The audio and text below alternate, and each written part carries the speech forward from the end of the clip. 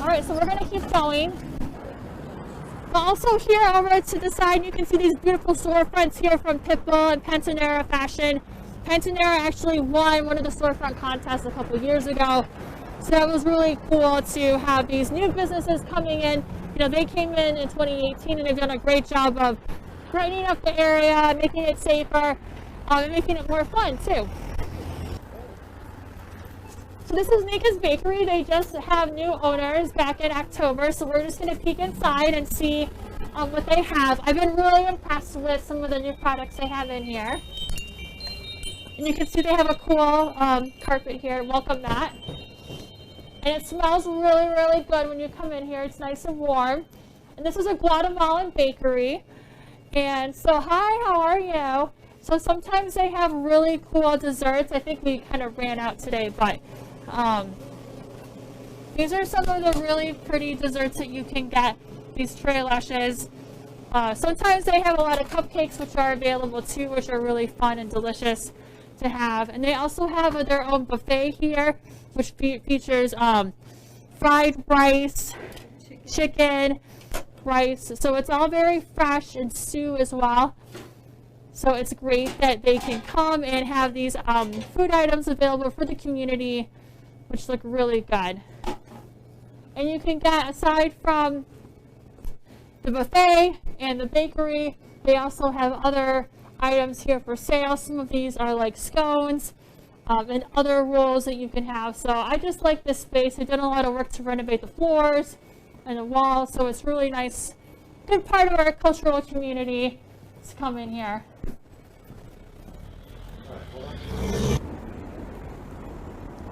I think this is kind of a good spot. So I'm at the intersection. It's a very iconic intersection of routes 126 and 135. If you go to the downtown comment, it'll say this is the center of the universe.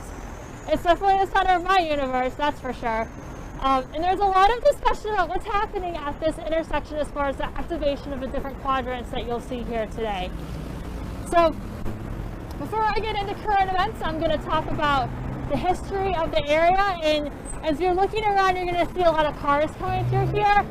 We're getting close to 4 o'clock, so it's a lot of the rush hour traffic. There's actually over 25,000 cars a day that travel through this intersection, which is huge, and that's been proven through one of the recent traffic studies that we've had through here. So it's really good to see that there's so much of an opportunity for marketing downtown and people coming into our area all the time.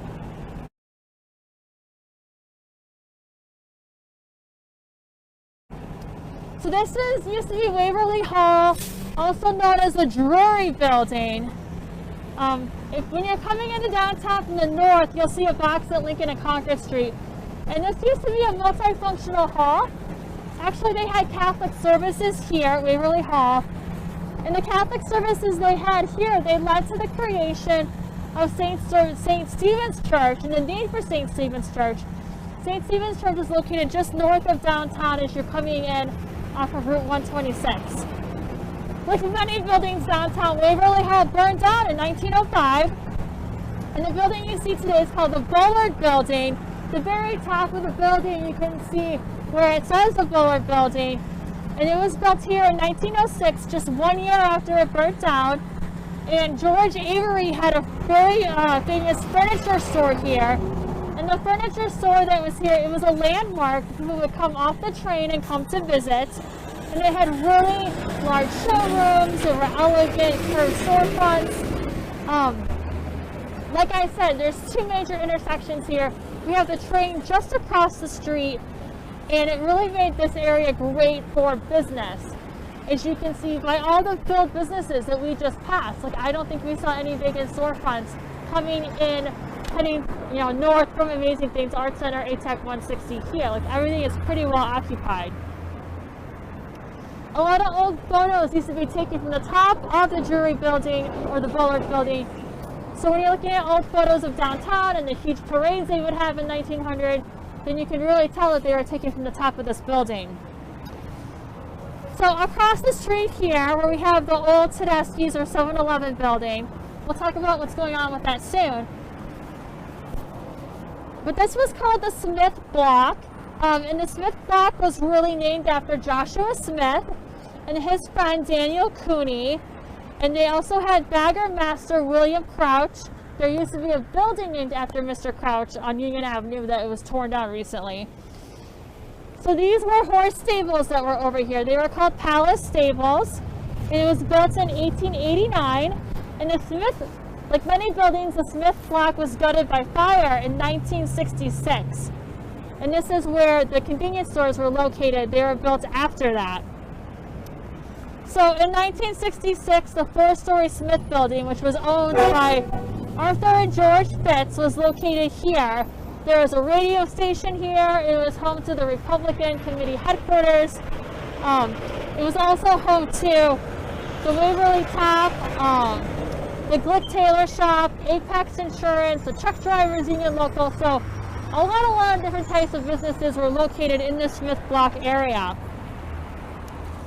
So after World War I ended in 1919, actually an interesting happened where there was the Kaiser replica was hung over here in an effigy waving a white flag atop the building. So that was really interesting that happened here at the Smith Block. So before I talk about the train station, I'll just talk about current events downtown.